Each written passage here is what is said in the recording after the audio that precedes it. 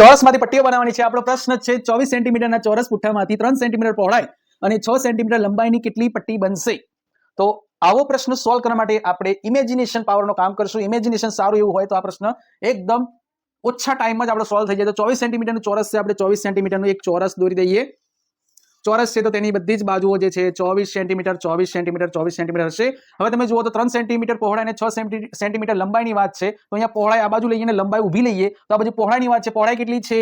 તો 3 સેન્ટીમીટર. હવે આ 24 આખી લંબાઈ 24 છે તો 3 ની પટ્ટીઓ કેટલી અહીંયા ગોઠવાઈ શકે? તો તેના માટે આપણે 24 ભાગ્યા 3 કરવું પડે. તો કેટલા આવે?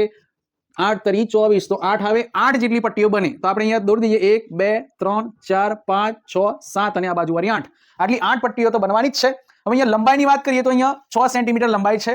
તો આ બાજુ ટોટલ આ બાજુની ઊભી બાજુની લંબાઈ કેટલી છે? 24 સેન્ટીમીટર. તો 24 અને અહીંયા આ જે 3 સેન્ટીમીટરની જે પટ્ટી છે તે કેટલી લાંબી થશે? તો 6 સેન્ટીમીટર લાંબી થશે. તો કેટલી અહીંયા ગોઠવાશે 6 સેન્ટીમીટરની? તો 24 ભાગ્યા 6 કેટલા થાય? 6 4 24. 4 જવાબ આવે. તો અહીંયા 1 2 3 અને 4 આ 4 પટ્ટીઓ થઈ. તો આ રીતે આડી લાઈન આપણે દોરી દઈએ.